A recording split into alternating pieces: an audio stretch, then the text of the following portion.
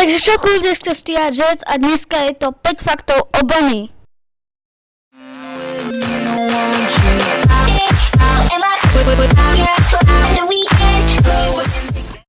Fakt číslo 1.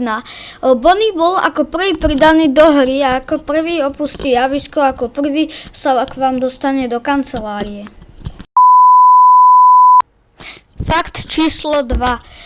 Scott alebo tvorca Five Nights at Freddy's mal nočné mori s Bonnym. Fakt číslo 3. Bonnie mal mať schopnosť bežať po chodbe, ale majú Foxy.